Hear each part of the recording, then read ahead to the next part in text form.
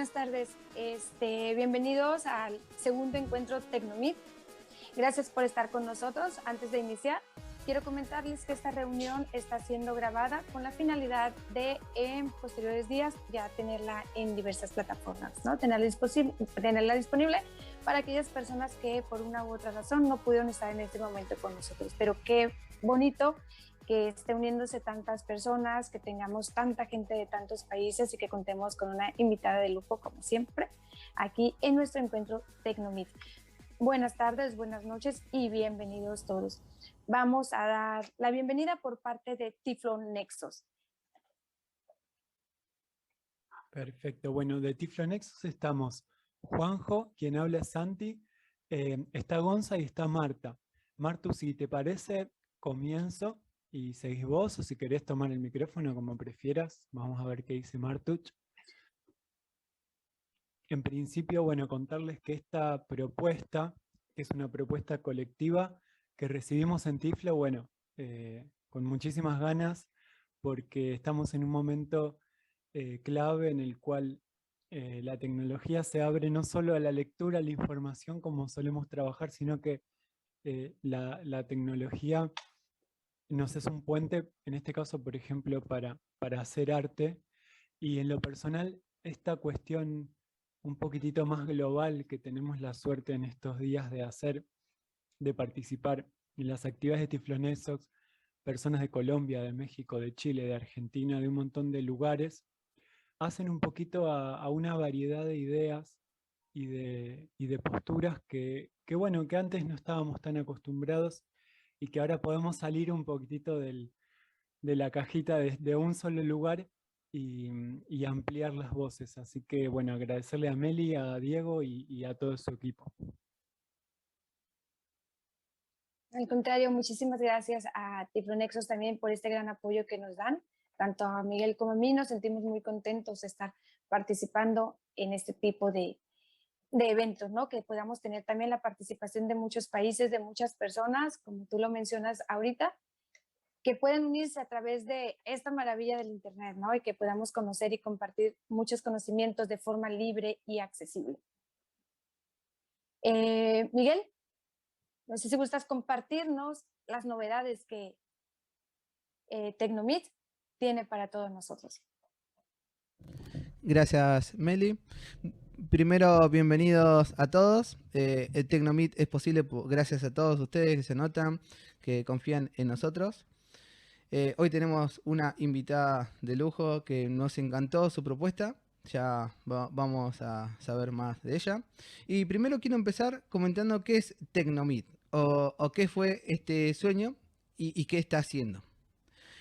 Tecnomit es un encuentro vía Zoom que estamos realizando junto a Tiflonexo y Comunidad Dalat, que lo realizamos por aquí por Zoom todas las segundas y cuartas semanas de cada mes.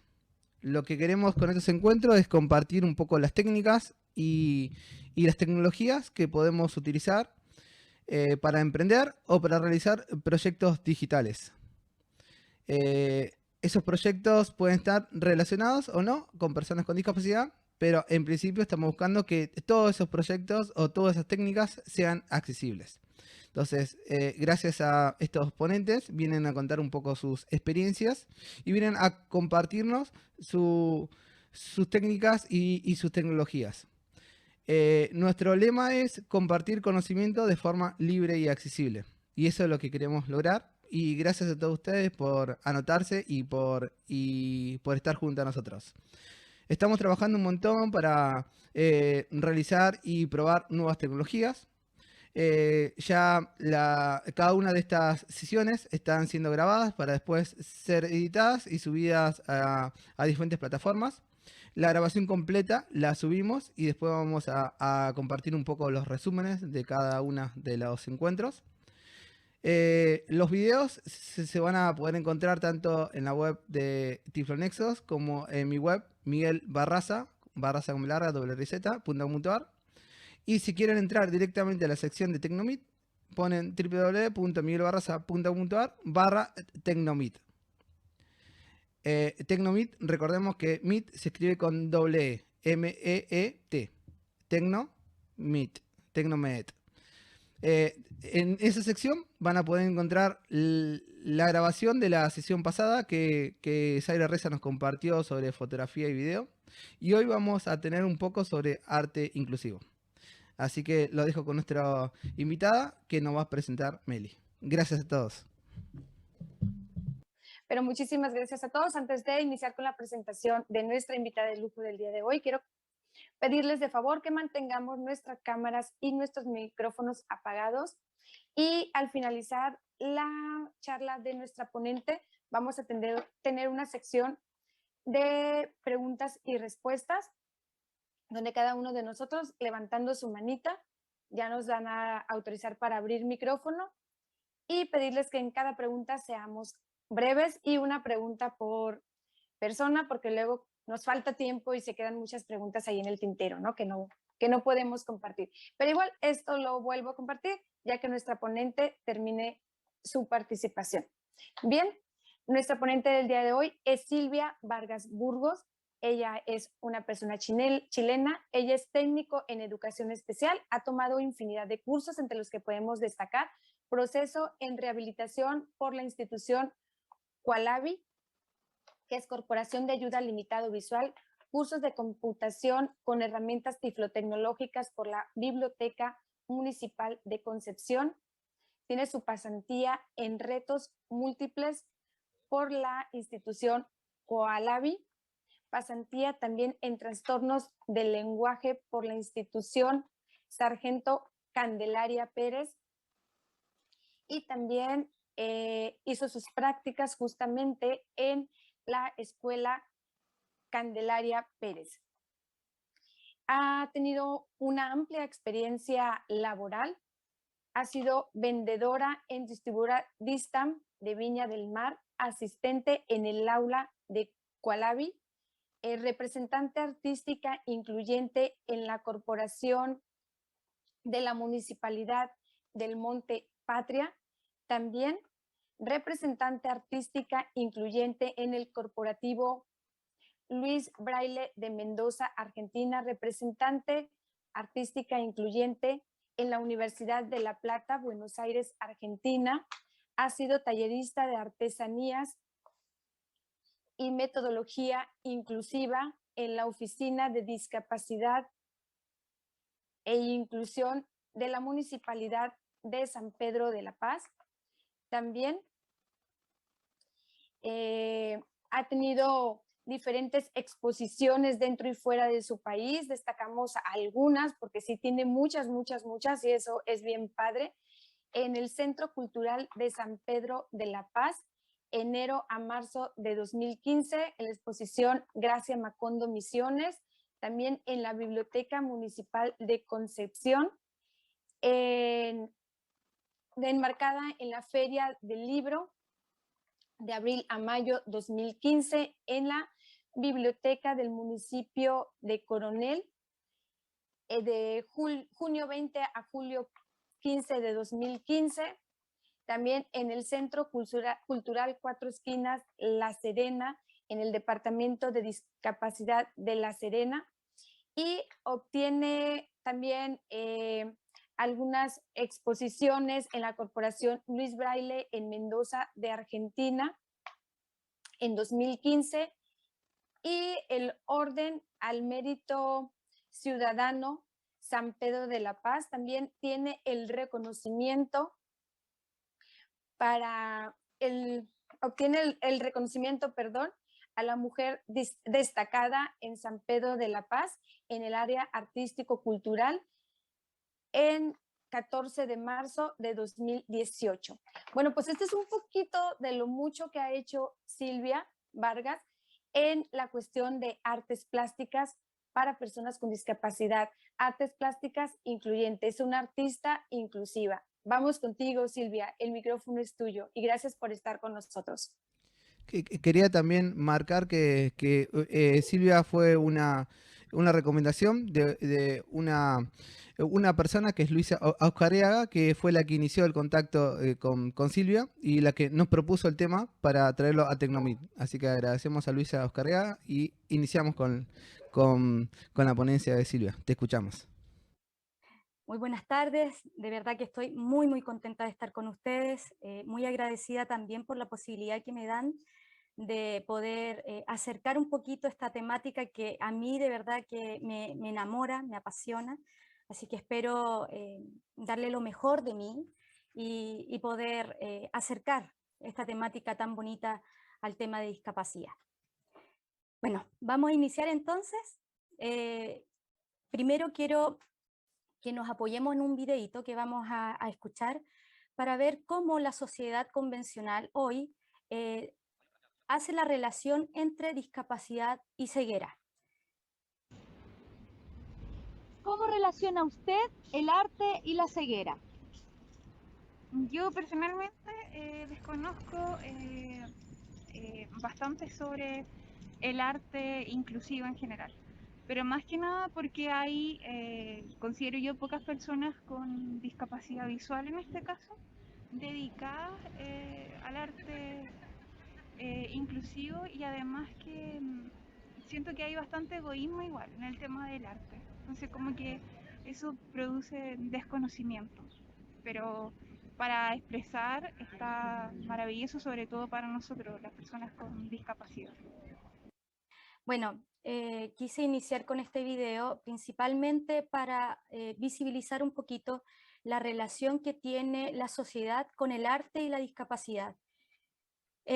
Penosamente hoy podemos ver cómo el arte está un poquito alejado de lo que es la discapacidad, en este caso visual.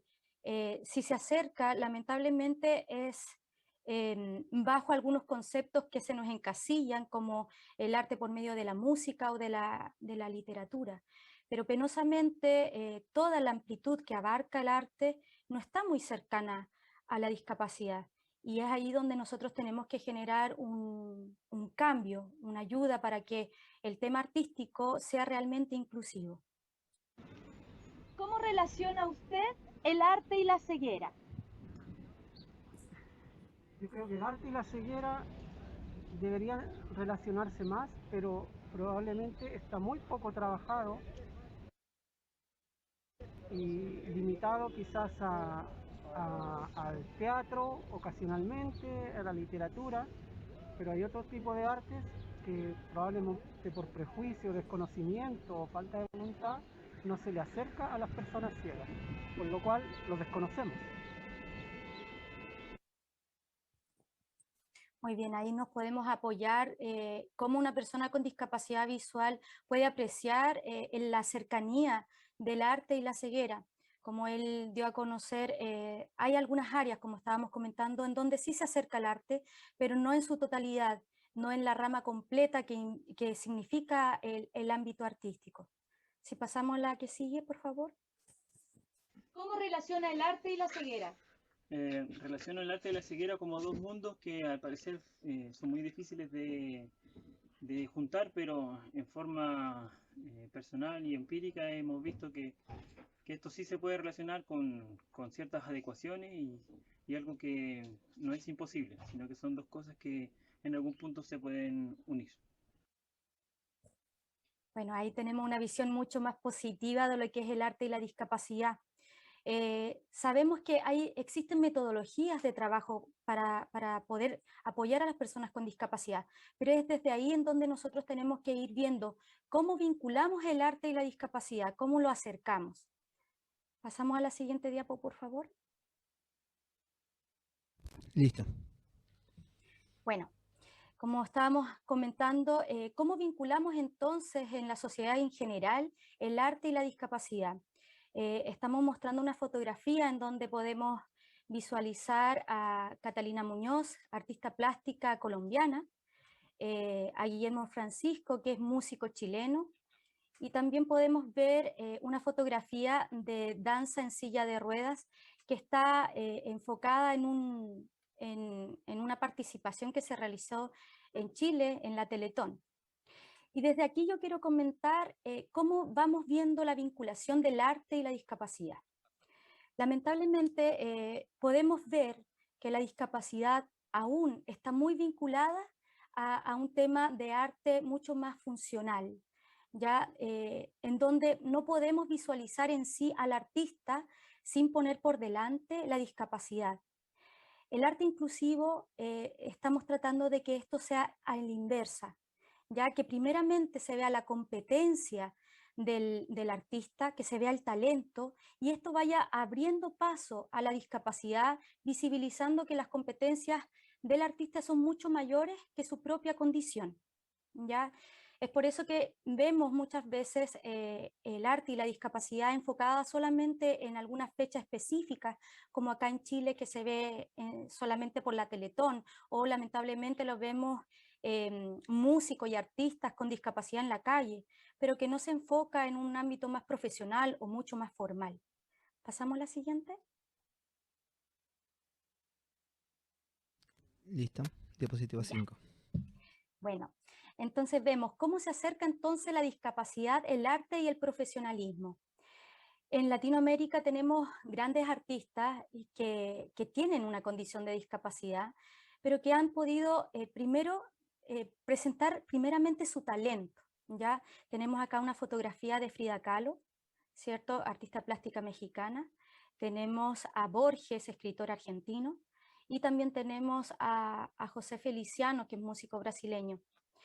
Tomé estos ejemplos, hay muchos más, pero principalmente los tomé a ellos porque ellos se empoderaron principalmente de su discapacidad, potenciaron más que nada su talento.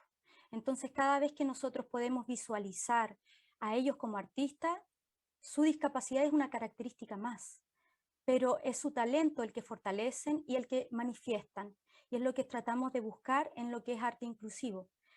Primeramente, ver al artista, y si esto puede concientizar y acercar la discapacidad al arte, maravilloso. Pero primeramente tenemos que ver al artista. ¿Pasamos a la siguiente? Introducción al arte. Sí. Bueno, aquí yo les voy a pedir que me tengan un poquito de paciencia porque esta es la parte que a mí me apasiona realmente. Vamos a ver cómo se introduce el tema artístico ya en lo que es inclusión, pero desde una mirada un poco más técnica, ¿ya? El arte inclusivo que yo hoy manejo no está solamente presentado para personas que puedan ver, sino que está orientado principalmente para mis pares ciegos, ¿ya? El arte que yo genero es por medio de sobrerrelieve, en donde la persona con discapacidad visual puede tocar las grafías que estoy haciendo, las formas que estoy dando, para que pueda visualizar el cuadro completo. ¿Pasamos a la siguiente? Listo. Diapositiva. Sí, entonces aquí podemos ver 3 cuadros distintos. Ya está en las colinas, que es una alegoría a las rondas de Gabriela Mistral, de la Galería Gente, Voces de mi Tierra. Está La Huida, que también es una de las primeras galerías, gracias a Macondo Ambiciones, y está Temor, que es un cuadro enfocado en la Galería Entidades, que es una galería súper potente porque fue trabajada desde la emocionalidad de personas en condiciones de discapacidad hacia la sociedad convencional. ¿Qué podemos ver en estos cuadros? Podemos ver técnicas que muchas veces a las personas con discapacidad visual no se les enseña, lo que es la profundidad, lo que son las distancias, en lo que es bidimensión. Generalmente la persona con discapacidad desde pequeño pasa directamente a una tridimensionalidad, al tocar los objetos, al poder percibirlo por medio de las manos. Pero si nosotros no nos acercamos al arte desde lo más pequeñito, que son por ejemplo las funciones básicas, que los vamos a ver un poquito más adelante, cuesta mucho poder acercar el arte y la expresión artística para una persona con discapacidad, ¿ya? ¿Qué es lo que a mí me interesa mucho? Que el arte se vea como la expresión, como lo que es. Lo más puro de la expresión artística es la emocionalidad de quien lo está representando, ¿ya? Y eso las personas con discapacidad, ya sea visual o de cualquier otra índole, también lo puede adquirir bajo algunas metodologías, pero principalmente es trabajar desde la emocionalidad. ¿Cómo puedo expresar yo por medio de, en este caso, del tema artístico plástico? Y para eso vamos generando algunas metodologías en el trabajo. ¿Pasamos a la siguiente? Metodologías adaptadas. Bueno, como estábamos hablando, existen metodologías que vamos a poder adaptar para el trabajo en el arte plástico. Existen funciones básicas que principalmente se trabajan en la primera infancia. Estas funciones básicas están orientadas para poder generar lectoescritura, ¿cierto? Conocimiento en la relación de las matemáticas, etc. Pero también estos conceptos se pueden acercar sin ninguna duda al arte, ¿ya? Pero hay que enseñarlas. Me especifico un poco más. Existe lo que es la lateralidad, ¿cierto? La orientación espacial, y esto si nosotros lo llevamos al papel, a lo bidimensional, también se tiene que enseñar. Generalmente se le pasa a los niños con discapacidad visual un punzón, ¿cierto? Un corcho para poner por encima el papel y que vaya graficando o vaya mostrando lo que se le ocurre. Pero no le enseñamos estas funciones básicas que significa lo que está arriba, lo que está abajo, ¿cierto? Derecha, izquierda, etc. Esto se trabaja primeramente desde la experiencia. ¿Cómo trabajamos desde la experiencia? Podemos hacer juegos lúdicos, por ejemplo, en donde posicionamos al niño en un lugar y podemos trabajar las distancias, ¿cierto? Y la profundidad de los espacios con juegos por medio del sonido. Esto, una vez que el niño lo adquiere, podemos perfectamente llevarlo a lo bidimensional, que es un papel o una tela. ¿Pasamos a la siguiente? Diapo 9. Ya.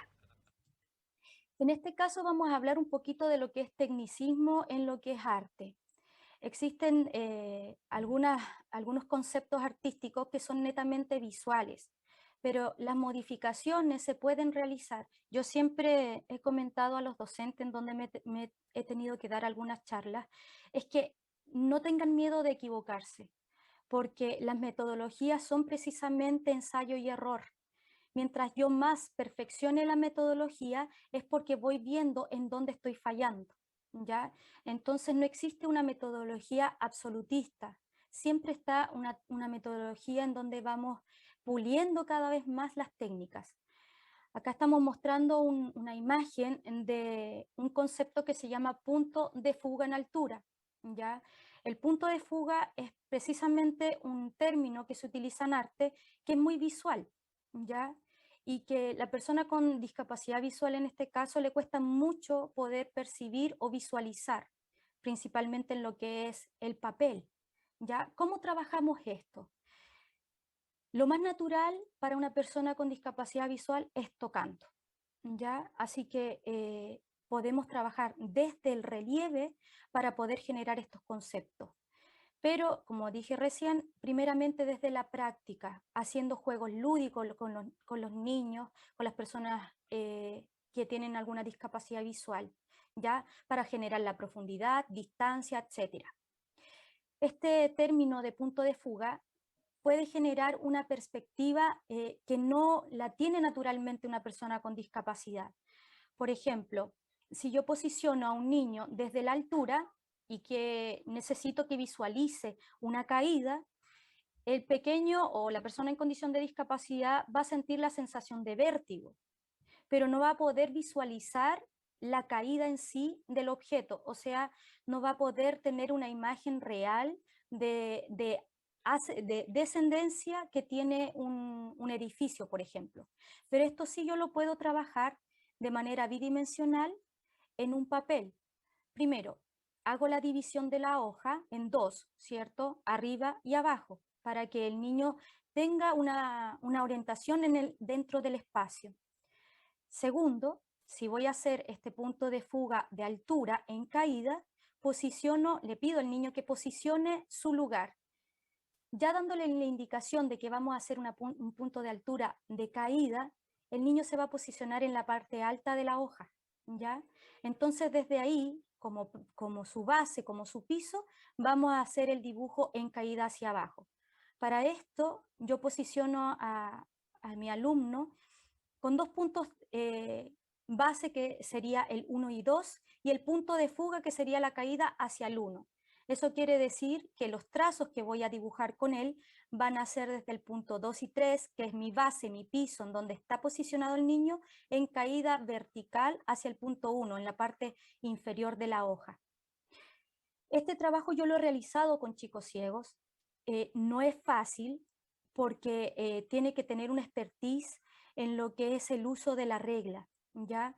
Y hay muchos niños que por no tener la cercanía del material adaptado, los profesores simplemente lo pasan de largo.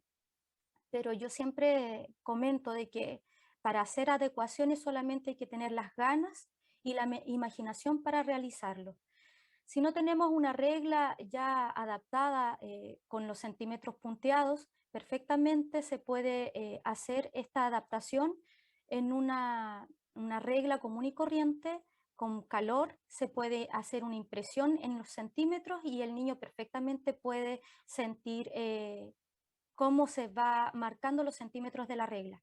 Entonces yo le tengo que enseñar a mi pequeño a enfocar el punto de partida, que es su base, hacia el punto de fuga, que es el 1, posicionar las reglas y unir esos dos puntos. Una vez que yo termino este ejercicio, que prácticamente se visualiza como un triángulo invertido, el pequeño va a poder trabajar en ese triángulo invertido en un bosquejo de descendencia de edificio. ¿Ya? Entonces yo le puedo ir enseñando ahí perfectamente el concepto de cómo a más distancia los objetos se van haciendo más pequeños. Y esto no solamente como objetos, sino que también en lo que es, por ejemplo, las ventanas, que va cambiando su estructura. Una ventana yo lo puedo visualizar a mi pequeño como un cuadrado o un rectángulo, pero en el punto de fuga de caída, ese rectángulo se va modificando y se va haciendo más pequeño en la parte inferior, mientras que la parte más alta va quedando con mayor amplitud.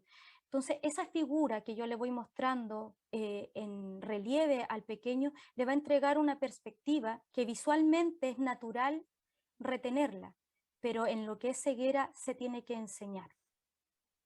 ¿Pasamos a la que sigue? Diapo 10. Ya, perfecto. Bueno, como estábamos mencionando recién, el concepto de... Yo solamente quise traer este concepto... porque no me dejaba poner otra cosa. Hay un micrófono abierto. Sí. Solo quise traer estos dos conceptos para que puedan visualizar un poquito lo que es el tecnicismo del arte, ¿ya? Acá tenemos el punto de fuga de altura, pero con una base. ¿Qué quiere decir esto? Que ya no posiciono a mi pequeño en una azotea, sino que lo posiciono como figura principal en la hoja, ¿ya? Para esto también tengo que orientarlo y nuevamente hago la orientación espacial en la hoja haciéndole la división, generándole una línea horizontal imaginaria. Esto yo lo realizo con un doblez en la hoja. ¿Para qué?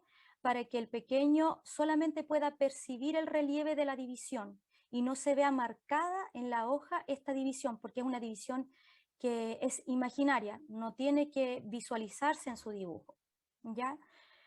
Cuando se hace esta división de la hoja, posiciono a mi pequeño en la parte inferior de la hoja como una figura principal, ¿ya?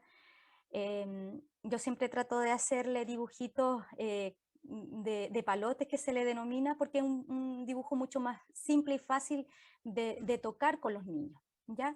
Entonces posiciono mi dibujo en la parte inferior de la hoja y desde ahí yo le hago la visibilización del punto de fuga en ascendencia. O sea, lo que trabajamos anteriormente se invierte. El punto 2 y 3 está en la parte inferior de la hoja y el punto 1 se posiciona en la parte alta de la hoja, en la parte superior, ¿ya? Entonces, empezamos a trabajar de manera inversa. Vamos uniendo el punto 2 con el punto 1 en ascenso, ¿cierto? Y el punto 3 con el punto 1 en ascenso. Y así el pequeño va viendo nuevamente cómo en este caso el edificio ya no va en caída, sino que va en ascenso.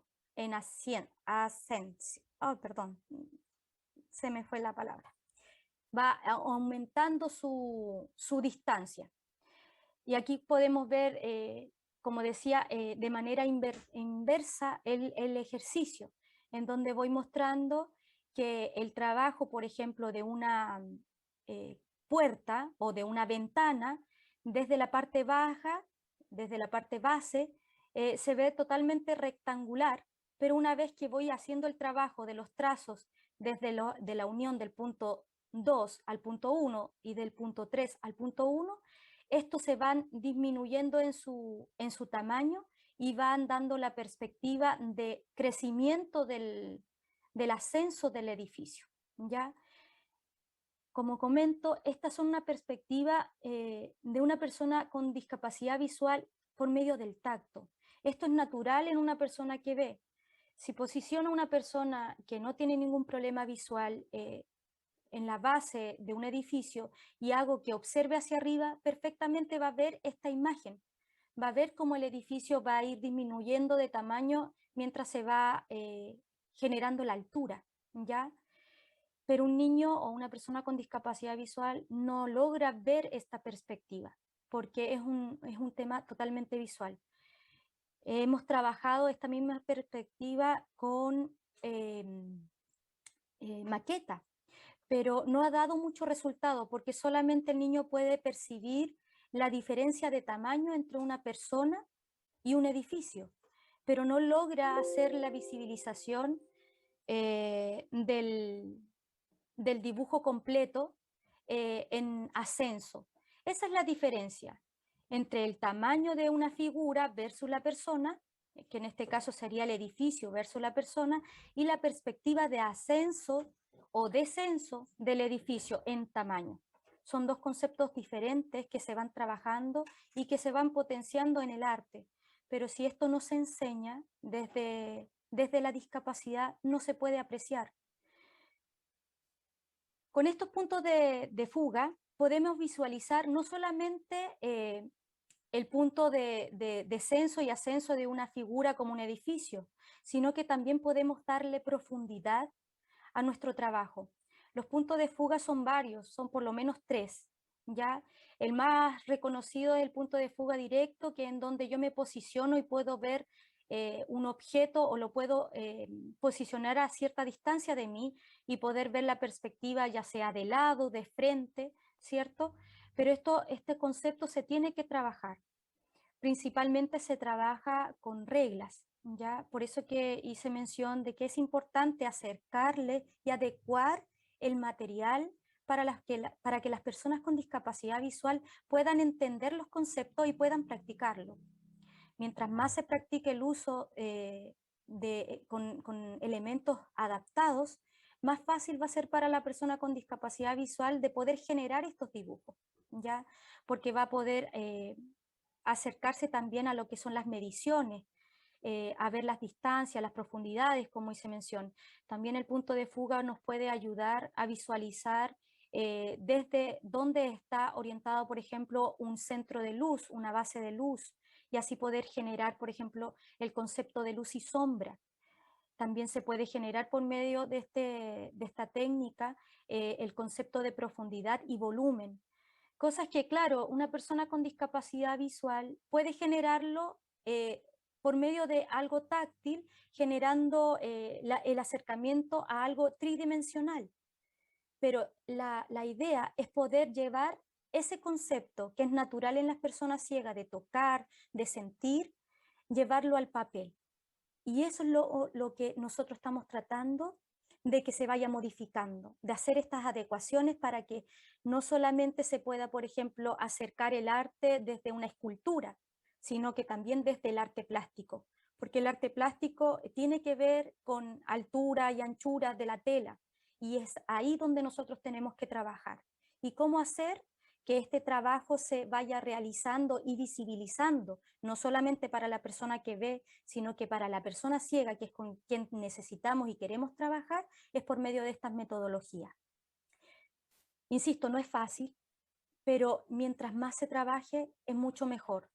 Y los conceptos artísticos, la idea es precisamente irlos transformando, ¿ya?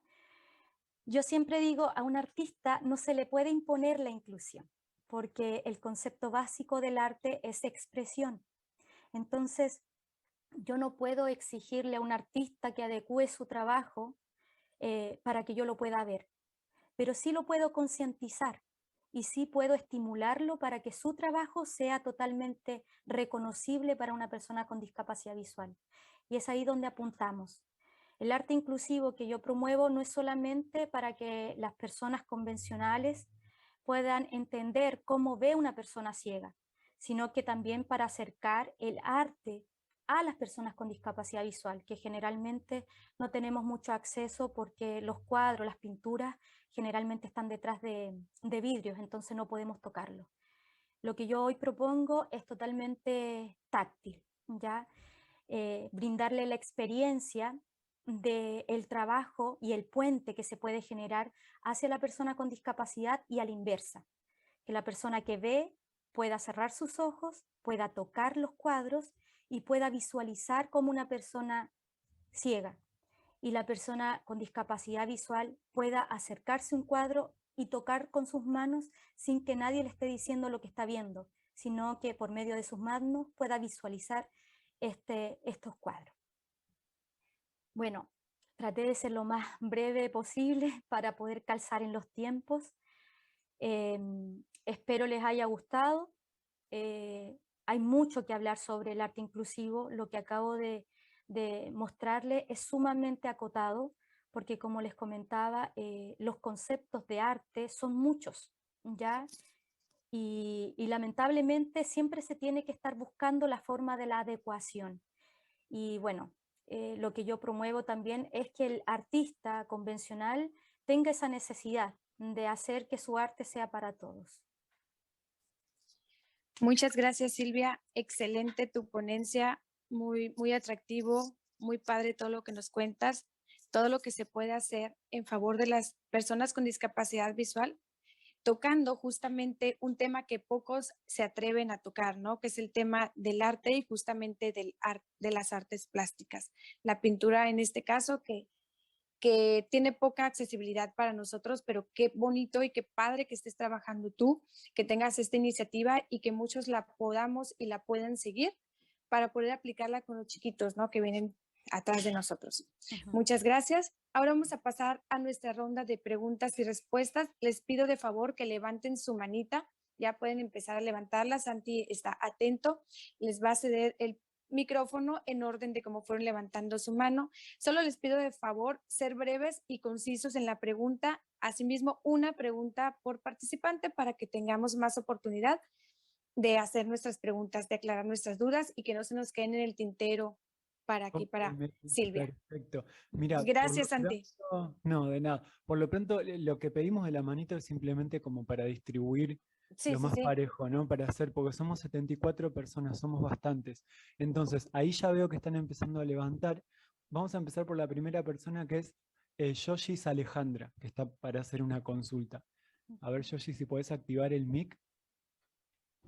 Si estás en la computadora con Al más A, puedes activar el micrófono. Buenas tardes, mi nombre es Joana Alejandra de México y la pregunta que quiero hacer es ¿cómo crea los relieves? ¿Con qué los hace? Mira, es una pregunta que me han hecho mucho. Yo tuve la fortuna de estar con una profesora, una pintora de acá de Chile que se llama María Cristina Sañartu, y con ellas practicamos muchas formas de generar relieve, ¿ya? Con pastamuro, por ejemplo, con arena, pero al final nos quedamos con lo más simple que pudimos pensar. Todos los trazos que se generan en el dibujo se hacen con papel torcido. ¿Ya? Es un papel que se utiliza, que es súper básico, que es el típico papel de volantín. Utilizamos ese papel porque tiene la fuerza suficiente para soportar ser torcido, pero también tiene la plasticidad suficiente para utilizarlo en la tela al momento de ser pegado.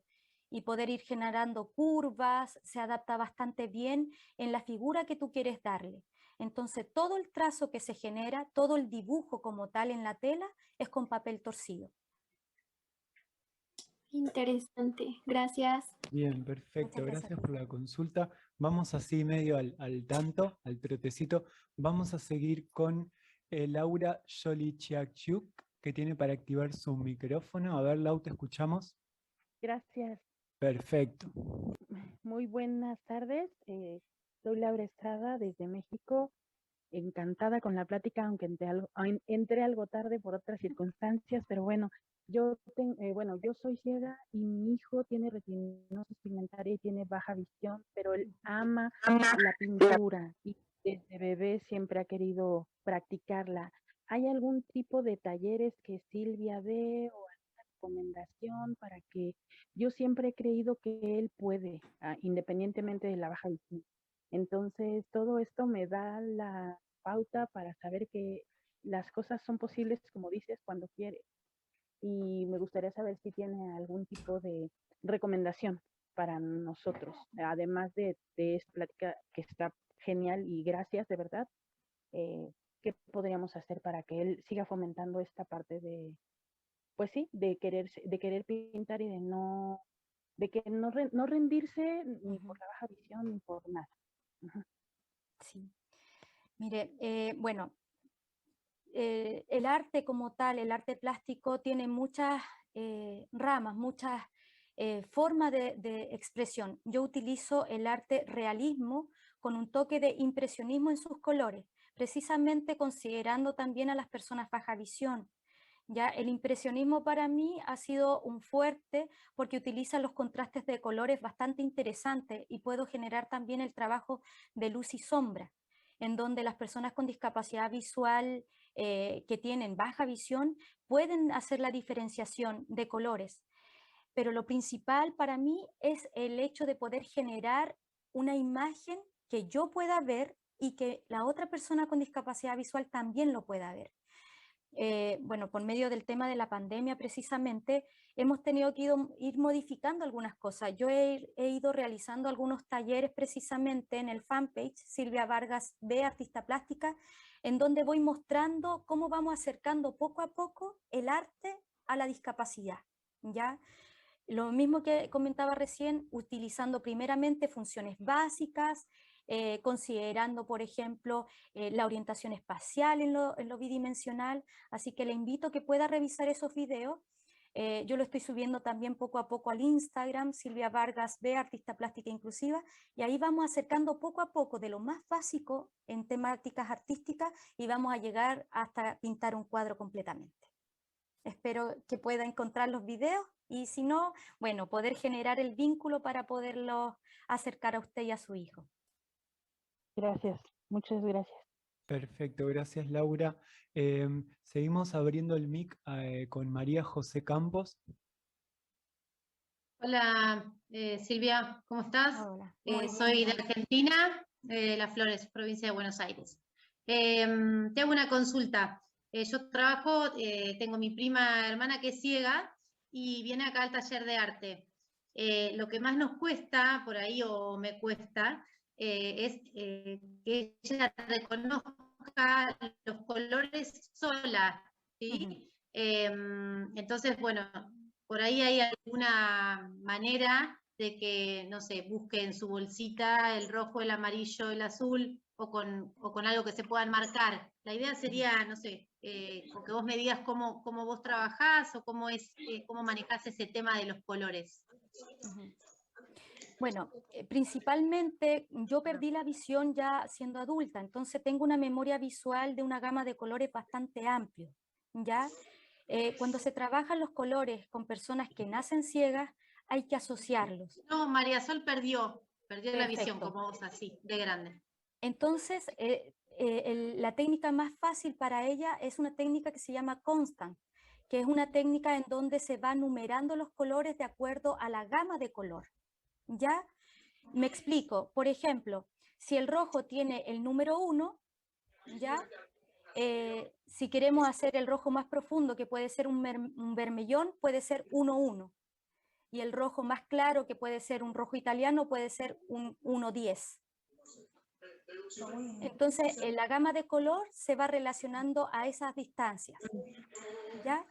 Eso se puede hacer, yo lo trabajo, se puede hacer marcando los colores rotulándolos. Entonces así yo tengo la posibilidad de tocar el color, ver la numeración y saber qué color es el que estoy utilizando. Claro, con ella hablábamos por ahí de buscar aromas para los colores, no sé, el rojo que sea frutilla, el naranja, bueno, habíamos empezado por ahí de agregarle algún aroma para que los reconozca, pero bueno, nos era más engorroso. Sí, lo que pasa es que al mantener su prima, al tener una memoria visual, puede tener una gama de color, del mismo color mucho más amplio. El trabajo que va a realizar con aromas es principalmente para asociar el aroma al color, y eso se hace de manera básica para una persona que nunca ha visto color.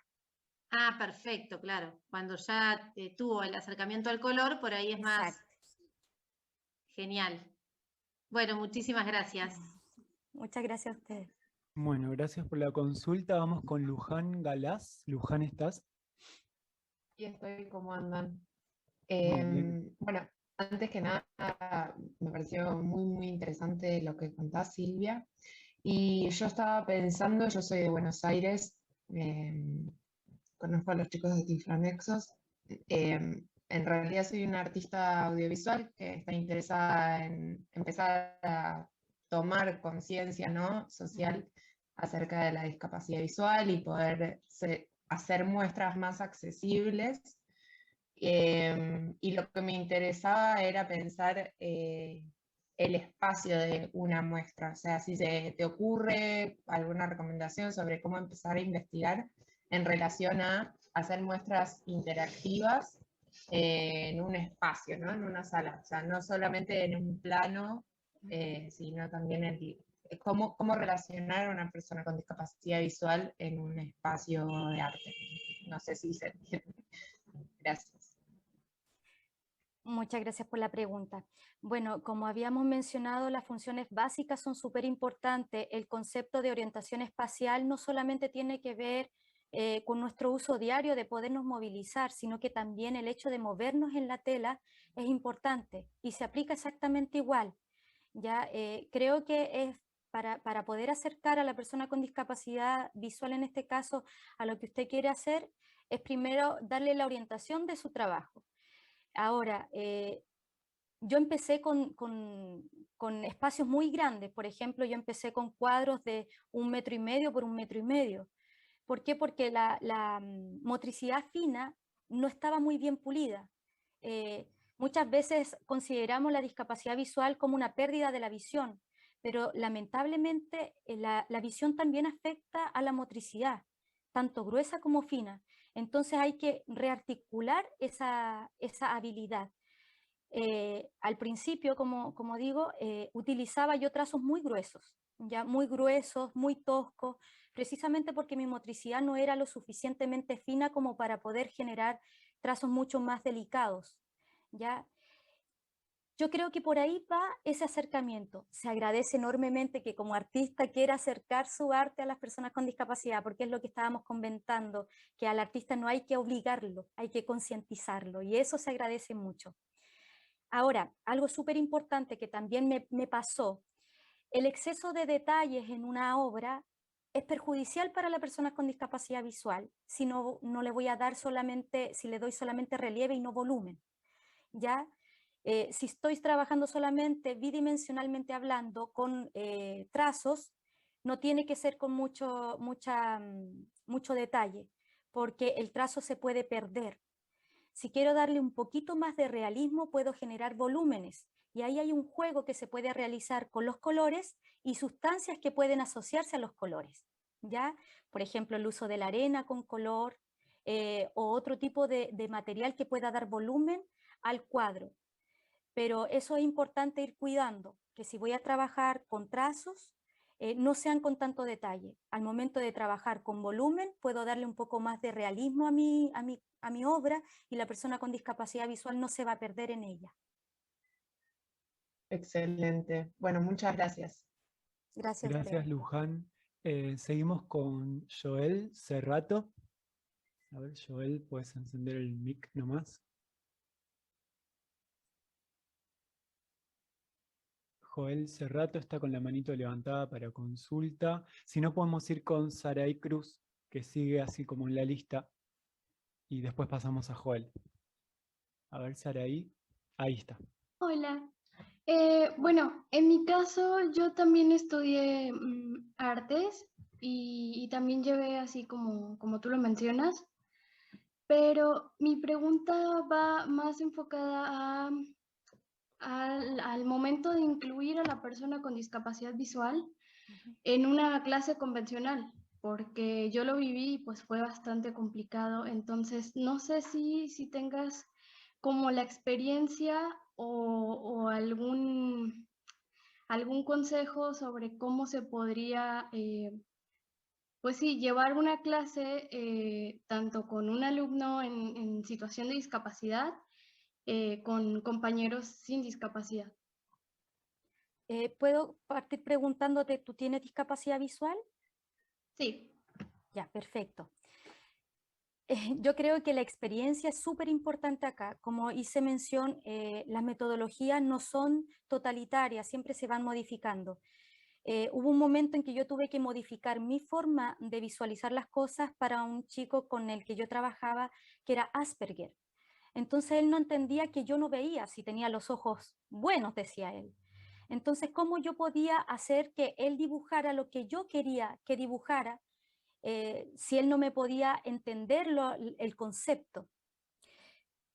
Para poder introducirlo usé plantillas, ¿ya? Pero no para que él pueda ver lo que yo quería trabajar, sino que para yo ver lo que él estaba haciendo. Ya generalmente a los niños se le trabaja por medio, por ejemplo, de figuras geométricas. Todas esas figuras geométricas yo las trabajé con él con plantillas, ¿ya? También hice un tutorial pequeñito donde se trabajaba con plantillas desde lo más básico de manera interna, con la figura, utilizando la figura, el relieve por dentro, que es un control, una motricidad mucho más controlada, y después un trabajo con una plantilla en donde el relieve se hace por fuera. Y ahí se puede ver que el trabajo, por ejemplo, motriz, está mucho más acabado, más fijo en el niño. Creo que lo más importante es funciones básicas, enseñarle lo que es lateralidad, lo que es arriba y abajo, enseñarle por medio de las figuras geométricas que al principio sí son muy rígidas, pero con figuras geométricas yo puedo darle una visión, por ejemplo, a un niño de un árbol. Ya un triángulo con un rectángulo le puedo hacer un pino. Entonces, esos conceptos, desde lo más básico, estoy hablando desde lo más pequeñito, ¿ya? Puedo utilizarlo. Puedo hacer que el niño pueda ver, por ejemplo, un sol, si trabajo con una plantilla circular y con plantillas triangulares generándole los rayos. Entonces, todos esos conceptos hay que irlos trabajando. Lamentablemente, muchas veces los profesores quieren que la persona con discapacidad visual visibilice lo que ellos están viendo.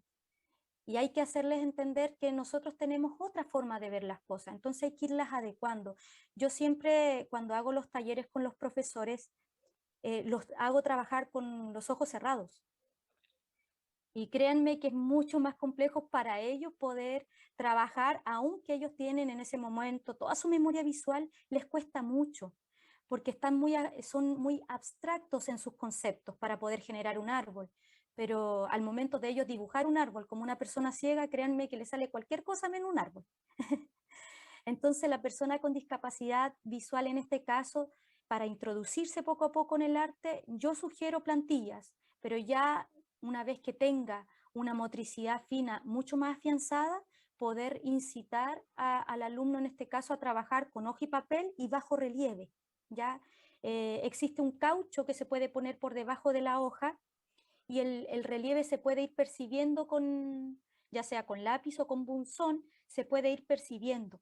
Entonces la idea es que vayas generando cada vez más esa motricidad fina cada vez más pulida. ¿ya? Y después claramente el hecho de trabajar, por ejemplo, en tela, yo lo trabajo con trazos con papel porque me aguanta mucho mejor lo que es el trabajo ya con acrílicos o con otro tipo de material. Pero yo te sugiero que claro, siempre empieces inicialmente con plantillas para fortalecer tu motricidad fina, para fortalecer el concepto de funciones básicas, porque eso es súper importante, ir afianzando, ¿ya? Y después de eso, empezar a fortalecer el trazo largo, el trazo completo, con punzón, papel y caucho. Okay. 2 preguntas más, Santi, por favor. Dale, vamos con 2. Vamos a ver si, sí, porque Meli lo que está intentando hacer es no No pasarnos del sobrepasarnos tiempo. Ajá. Vamos Y a no ver si quedarnos a Joel, medias. exacto. Vamos a ver si Joel puede activar su mic. Sí, buenas tardes. Joel Cerrato Perfecto. de Hermosillo, Sonora, México. Una pregunta, o dos en realidad. ¿La técnica de vertical es lo mismo para horizontal que usas? Sí, pero el concepto se tiene que trabajar desde el punto de vista del niño, ¿ya? Porque si yo simplemente hago la inversión del trabajo, no le voy a dar el concepto de caída ni de ascendencia. Por eso es que es importante partir considerando al niño dentro de la hoja, que él se posicione, ¿ya? Eso es súper importante. Ok, otra pregunta. La mezcla de colores con el material, ¿cómo la haces? Como hicimos mención recién, cuando una persona nace con discapacidad visual, hay que asociar los colores. Tenemos 5 sentidos. Cuando falta uno, los otros se potencian. Entonces, desde esa base hay que empezar a trabajar. Primero asociando colores a textura, olfato, gusto, y créanme que eso a los niños les fascina. Les fascina, o sea, yo he trabajado cuando he tratado de vincular los colores, por ejemplo, marrón, con la textura. A los niños les encanta meter las manos en la tierra, en el barro, todo ese tipo de cosas, saborear un chocolate. Entonces les voy dando el concepto de color en una sola gama primero y después se va asociando los colores a los otros sentidos. Entonces principalmente por ahí, ya asociando los colores al resto de los sentidos y después cuando ya tenemos una paleta de color en nuestra mente, poder irlos transformando con esta numeración que dije, que se llama una técnica constant, que es de rotulación de colores en una sola gama, ¿ya? Y obviamente ahí se le debe enseñar al niño, por ejemplo, que en la gama de los azules pueden entrar los violetas, los morados, ¿cierto? En la gama de los verdes también pueden entrar, se puede ir dividiendo hacia lo más oscuro, de un verde profundo, por ejemplo, o hasta un verde limón, que es casi llegando al amarillo. Entonces, ese juego también es bastante interesante que se puede hacer con los niños. Ok, gracias. Perfecto, gracias Joel. Bueno, esta sería la última pregunta. Estamos y 37. Después Diego y equipo Meli dirán, pero manitos levantadas hay 3. Vamos a ir con la que sería la segunda, la última, que es Moisés García Rojas. A ver si podemos pasarle el mic. Hola, Hola, buenas tardes. Buenas tardes. Pues soy Moy de México, de Puebla, y no soy persona en situación de discapacidad. Soy realizador audiovisual y participo en un grupo, en un colectivo que se llama Laboratorio de lo Invisible. Hacemos talleres con personas con ceguera y baja visión para que hagan sus realizaciones audiovisuales en primera persona. Y dentro de estos talleres, Fabiola, una amiga, muy amiga, con baja visión, ella propuso una idea que igual, pero creo que me gustaría como saber su opinión, ¿no? Pues tu opinión. Fabiola lo que nos comentó con su baja visión decía de que por más explicaciones y detalles que le dábamos de forma hablada, ella no terminaba de construir las imágenes, ¿no? De perspectivas, por ejemplo, en una calle, ¿no? En una calle, Claro. todo lo que estaba sucediendo ahí. Entonces, lo que a propuesta de ella, lo que hicimos, todo es su idea, ¿no? Lo que hicimos fue tomar esa fotografía en esa perspectiva de frente a ella y entonces ella iba nombrando las cosas que en la fotografía ella alcanzaba a observar.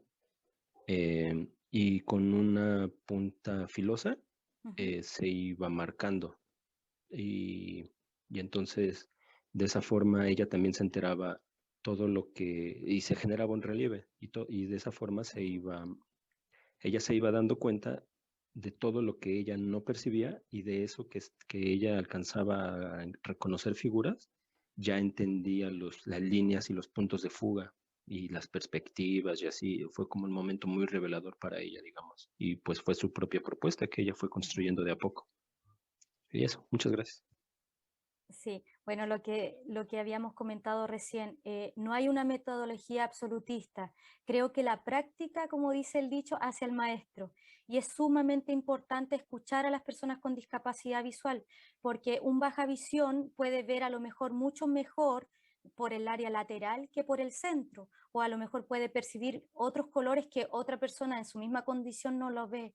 Entonces, el hecho de escucharla y poderle dar la oportunidad de que ella misma vaya estructurando una figura en su cabeza y después haciendo el relieve en la fotografía es súper importante, porque le enseñaron y ella le enseñó a cómo ella ve el punto de fuga. Y así puede ver la profundidad y la distancia. O sea, lo que ella pudo percibir estaba mucho más cerca a ella. Por ende, la profundidad ella también la puede inconscientemente visualizar con lo que no alcanzó a ver y solamente ve manchas. Entonces, eso también es un trabajo metodológico. De verdad, felicitaciones también ahí. Perfecto. Gracias. Bueno, tenemos reloj y 40, o sea que un poquito más despacio y todavía. ¿Una pregunta? A ver. Vamos. Sí, dale, vamos con una, ¿cierto? Tenemos dos, pero vamos con una. Jorge Colmenares está esperando para compartir. Hola, muy buenas tardes para Buenas todos y tardes, para todas. Jorge. Quiero compartirles la lectura de un libro que resulta muy reveladora, que se llama El libro negro de los colores. No sé si tienen la oportunidad de conocerlo. Fue un libro publicado por una editorial mexicana que se llama El Tecolote. Y lo que narra el libro es la experiencia de un niño con discapacidad visual con los colores. Entonces él hace lo que en literatura se llaman sinestesias. Entonces, por ejemplo, dice cosas como: me gusta el color café porque tiene el sonido de las hojas secas cuando uno las pisa, tiene un olor a chocolate, pero a veces huele muy mal, ¿no? Es como ese tipo de referencias sinestésicas, y me parece que ese puede ser también un recurso muy interesante para asociarlo, o por lo menos yo durante mi infancia, yo perdí la vista cuando tenía 2 años y medio, y soy hijo de una pintora. Y ella, pues, mi mamá me hablaba muchísimo del verde cuando hacíamos viajes, por ejemplo, por carretera, y me contaba cómo había distintos tipos de verde, más o menos en la línea de lo que estaba diciendo Silvia ahora sobre el rojo y las numeraciones. Entonces, pero siempre se asociaban a algo. Entonces, había un verde que estaba asociado al verde del pasto seco, había un verde que era el verde de las cortezas de los árboles, pero también había un verde esmeralda o un verde lechuga o un verde militar o un verde oliva, y eso pues tenía sus implicaciones en materia de sabores, de texturas, de olores, y entonces era muy, digamos, es una manera muy interesante porque el color también comienza a habitar la realidad, no solamente, digamos, en el ejercicio puro de la producción plástica, sino que también allí hay unos elementos. Y una cosa más, y es que tuve la oportunidad de conocer en la Galería Nacional de Puerto Rico, que es un museo de arte que está en la ciudad de San Juan. Ellos produjeron un catálogo de obras del museo en relieve para personas con discapacidad visual. Es muy interesante porque el libro cumple 2 funciones a la vez. Funciona como una cartilla para adultos que han perdido la vista ya a una edad avanzada, entonces les permite acercarse al braille, porque cada una de las obras que han seleccionado en el libro tiene su título, comienza por una letra del alfabeto. Entonces ponen la letra A, digamos, la obra se llama El agricultor. Entonces, esa A pues sirve para que aprenda la A en braille, sepa cómo la relacione con la A, como se escribe normalmente el alfabeto latino, y incluye el cuadro en relieve. Y para ello ellos utilizaron una técnica con una impresora donde imprimen con silicona y generan 2 tipos de planos. O sea, siempre los cuadros están expuestos en 2 planos, con un plano, el primer plano, digamos, con una textura mucho más lisa, y el segundo plano con una textura más rugosa. Entonces es una técnica muy interesante y es una obra muy, pues muy bonita, digamos, como ellos la han logrado resolver allí. resumiendo lo que también decía Silvia ahora sobre los detalles, cómo tratan de simplemente exaltar la figura protagónica del cuadro para que el cuadro sea mucho más fácil de interpretar al tacto. Bueno, quería compartirles eso porque me parece que pueden ser unas referencias interesantes para que en diferentes países puedan consultarlas. Y gracias a ti, Silvia, porque ha sido una hermosa conferencia, pero sobre todo una muy práctica conferencia. Muchísimas gracias. Gracias a ti. Muchas gracias por compartir también esa experiencia. Vuelvo a decir, el arte es expresión. Y mientras nosotros vamos acumulando experiencias que vayan alimentando esa expresión, las metodologías se pueden ir transformando, se pueden ir puliendo. Todo lo que yo les he comentado es lo que a mí me ha ido fortaleciendo como artista y también como docente, ¿ya? Pero yo siempre digo, mis metodologías no son absolutistas, porque siempre hay que escuchar quién se quiere expresar. Eso es muy importante. Ok, muchas gracias Silvia, gracias Jorge, gracias a todos los que estuvieron haciendo sus preguntas. Si queda alguna pregunta en el tintero, nos la hacen llegar a nuestro correo tecnomit@tiflo.net y nosotros estaremos enviándosela a Silvia para que nos dé su respuesta, hacerles llegar la respuesta a ustedes. Aquí lo importante es su participación. Recuerden, esto lo hacen ustedes, esto es para ustedes y por ustedes. Muchas gracias por estar con nosotros, pero pues el tiempo es tiempo, ¿no? Y se va. Entonces, pues les agradecemos a todos. No sin antes, quiero dar lectura a un reconocimiento que se le va a dar a Silvia por haber estado con nosotros. Ahorita es la entrega virtual. Próximamente se estará llegando a tu correo, Silvia. Y el texto dice así: el portal www.miguelbarraza.com.ar entrega el presente reconocimiento a Silvia Vargas Burgos por su valiosa participación como ponente en el encuentro Tiflo-Meet llevado a cabo el 11 de agosto de 2021. Los encuentros Tiflo-Meet son encuentros donde se comparten técnicas y metodologías para emprendedores y profesionistas, aportando conocimiento de forma libre y accesible. Abajo aparecen 3 logotipos, que es el de el portal www.miguelbarraza.com.ar, también el logotipo de Tiflo Nexos y de Dalat, que es una comunidad de accesibilidad. Firma Miguel Ángel Barraza. Este es el reconocimiento para ti, Silvia. Es un agradecimiento, es un pequeño agradecimiento por haber estado con nosotros, por compartirnos tanta experiencia que tienes y esperamos tenerte pronto por aquí con nosotros. Las puertas de Tecnomit van a estar siempre abiertas para ti, al igual que la de Tiflo Nexos. Gracias, muchachos, por estar con nosotros. Los esperamos la próxima reunión que tengamos. Me gustaría también agregar que bueno, como esta propuesta que fue traída a nosotros por Luisa, cualquier otra persona que conozca alguna propuesta o quiera comentar un poco más sobre este tema o algún otro, lo puede contactar al mail. Incluso si quieren mandarnos algún video, contarnos algo, también lo vamos a subir en la página. Y agradecemos a todos por estar junto a nosotros. Antes de cerrar el micrófono, Miguel, quiero comentarles que próximamente se les estará haciendo llegar un formulario para obtener la retroalimentación de esta reunión. Nos gustaría que lo respondieran para conocer todo lo que ustedes tienen que decirnos, ¿sí? Y pues de nuevo, muchísimas gracias. Los esperamos en la próxima... Sí, y me gustaría escuchar acá unas palabras de Marta que no pudo activar el micrófono al principio. Marta, justo a eso iba. Estaba silenciada. Sí, bueno, muchas gracias, chicos. Agradecer a todos los participantes, que hoy fueron muchos y aún así algunos pudieron participar y eso está muy bien.